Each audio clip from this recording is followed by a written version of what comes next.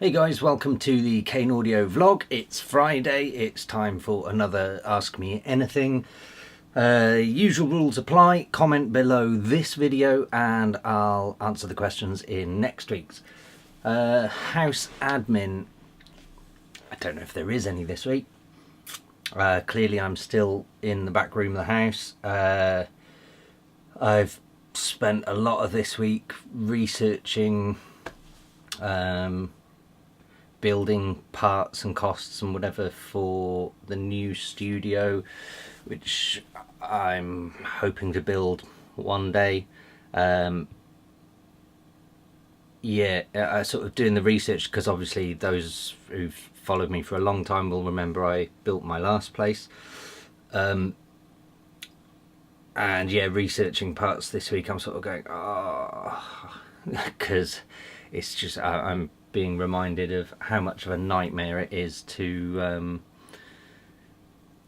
just construct all of these things and pick the right parts and the pieces, let alone the cost.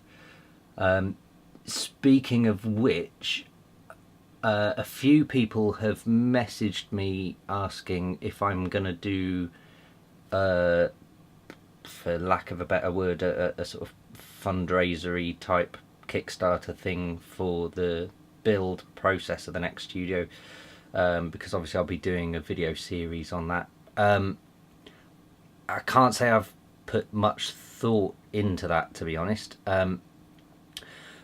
mostly because I don't think I'm famous enough. That I don't think it would, yeah, I just don't think, you know, I don't think people would want to donate to that. But obviously if you guys think differently, then let me know, because obviously any help would be greatly appreciated.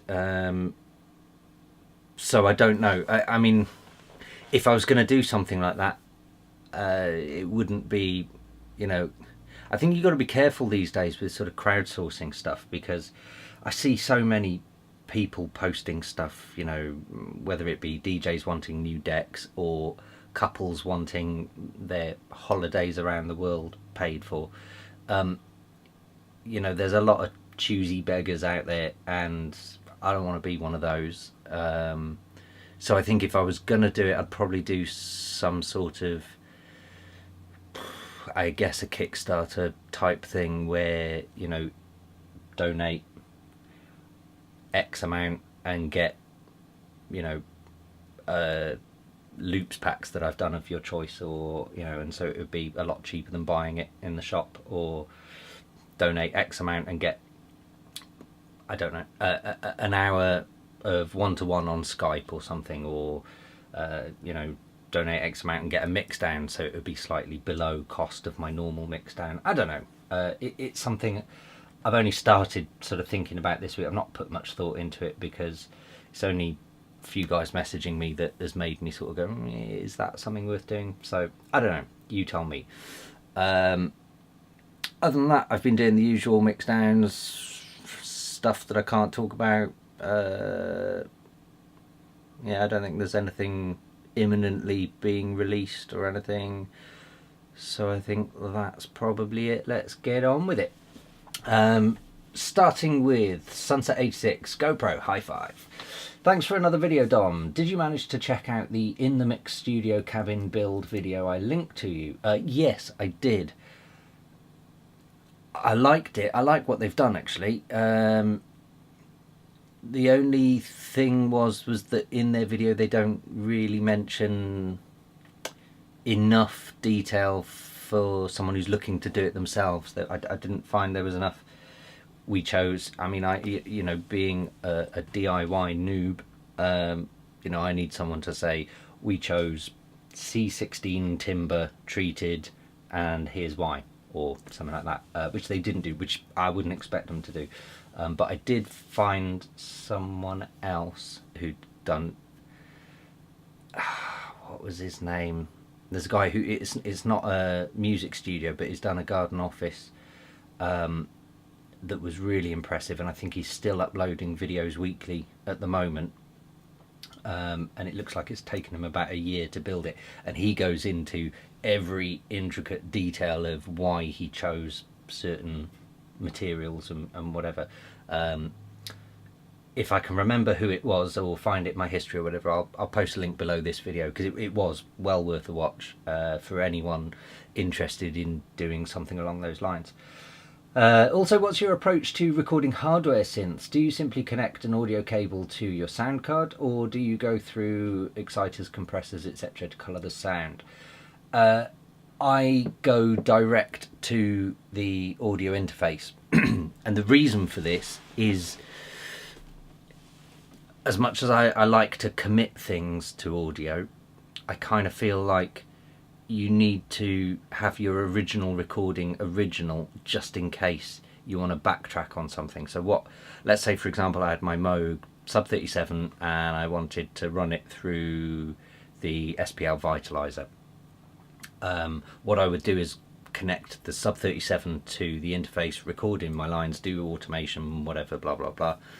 Once I've got that recording, I would then feed it out into the digital to analog, and then through the Vitalizer, and then back into the interface again, and re-record a sort of second bounce, basically, naming them appropriately, because then if in 6 weeks time, once I've fiddled with all the buttons and everything's been lost, and I suddenly decide, oh, you know what, I don't like that Vitalizer being on there, I wish I'd never done it, then I can just replace it with the original. So yeah, so that's how I go about doing it. I know a lot of people don't like to do that, it's a bit long-winded, but I kind of feel like when you're dealing with analog hardware, I like the fact that I do all my automation by hand on the Moog, and it might take, you know, 10 different takes to get it right until I'm happy with it, and when I'm happy with it, delete that sound, get rid of it, change all the dials, it's done. And I like committing to that. So if it then comes to like external effects, I don't want to commit to that as well as everything else on top in one go. I'd rather commit to the synth first, bounce that down, and then start committing to hardware effects and whatever. Yeah, there we go, I've moved it. Yeah, there we go. So that was the end of that one. Deadmau5, the Mexican Deadmau5. Hey Dom, really enjoyed the video. My next question would be, how were you found by Mau5trap? And another better question would be, have you ever planned on making some inside the project videos where you explain how did you come up with the idea, how you made this, and explain us your production more in depth? I really appreciate you for making these videos for us, and GoPro, high five. Yes, yes, and yes. So I got found by Mau5trap.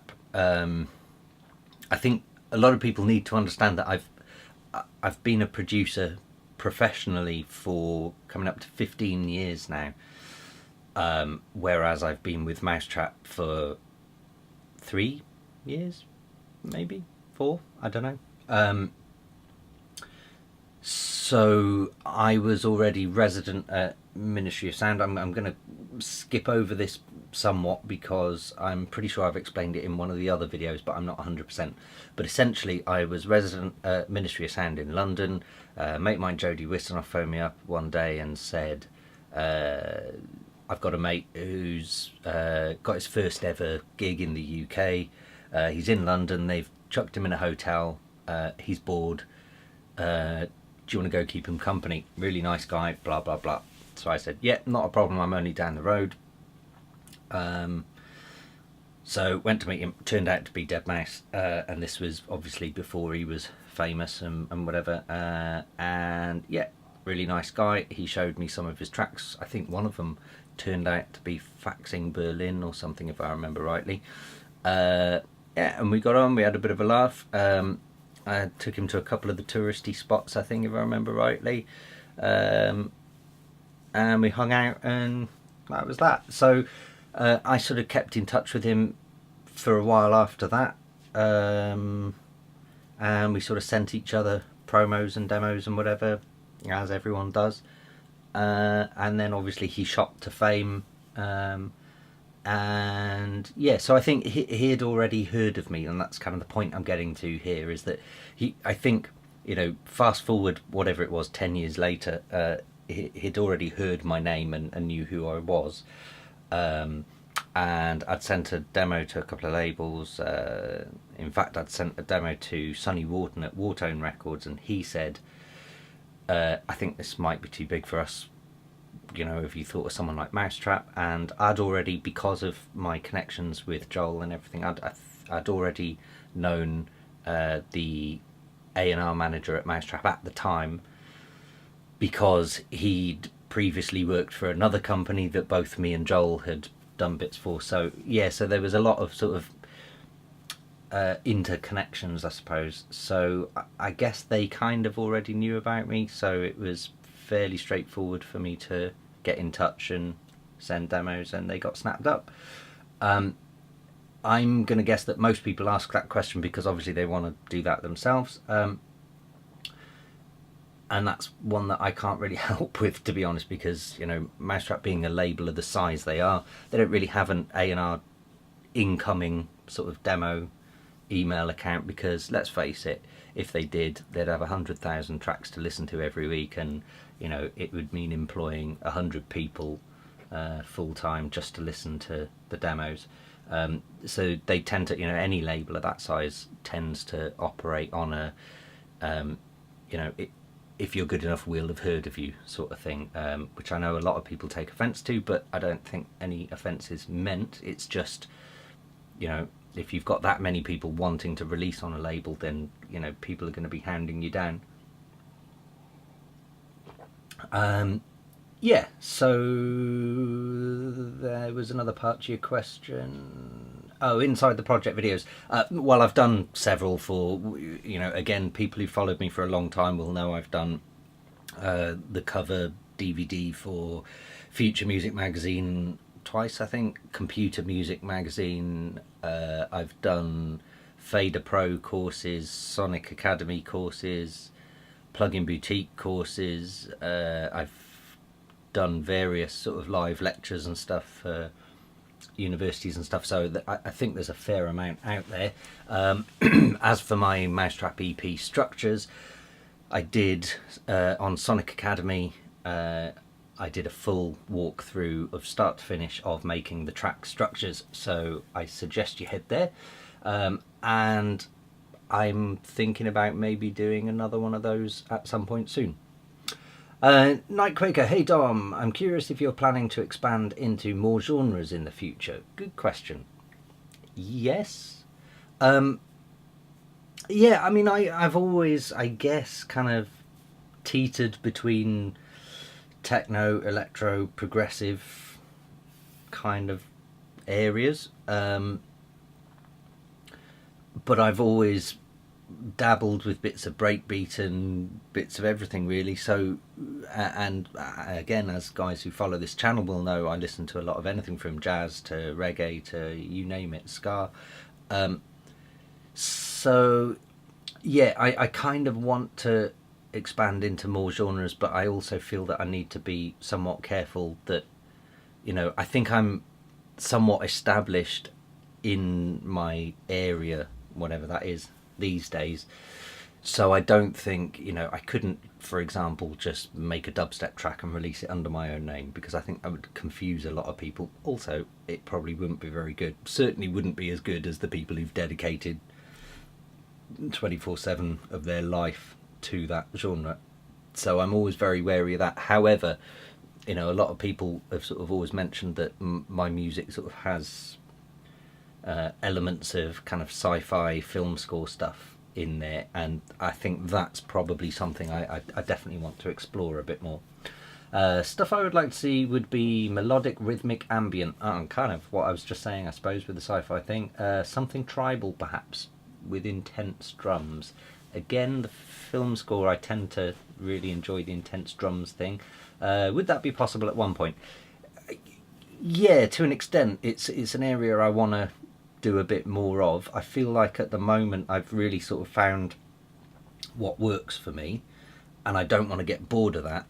And I think any artist gets to that point where they find, their sound and then they just keep churning out the same thing over and over again, and that's not something I want to do. I you know, as you can tell from this channel, you know, I always want to learn new stuff and play around with things. So yeah, I think you know, you're right to use the word expand, because I wouldn't jump bandwagon, but I would sort of just cast the net a bit wider.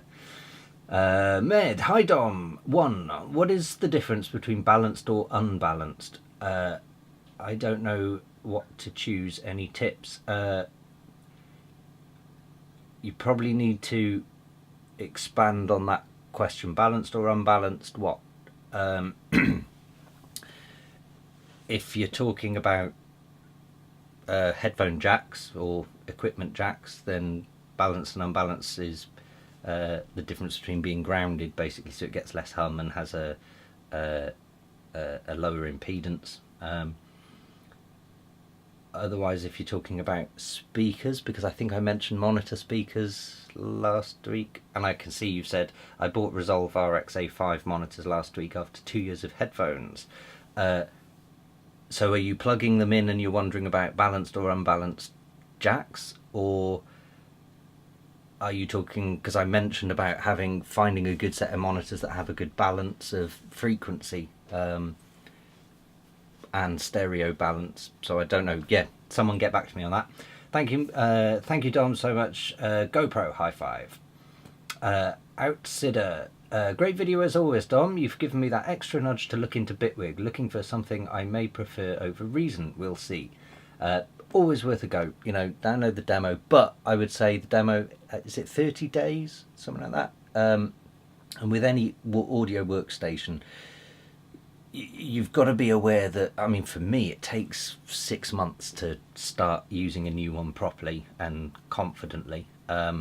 So 30 days is not a long time, just be aware of that. So if you download the demo or whatever, I would always say just check the timescale, and you know, if you need to book some time off work, or if you've got some holiday coming up or something like that, then you know, go for it. But you've just got to spend a lot of time getting really deep inside it, and you know, watch videos on YouTube. Would you say it's intuitive to learn, or would it be worth paying for some of the tutorials on the website to get the best out of it? I would always say, when it comes to tutorials, and this goes for pretty much anything, first of all, put the instruction manual away. Just experiment. Don't give yourself any targets, don't set yourself any goals, just play, experiment, enjoy.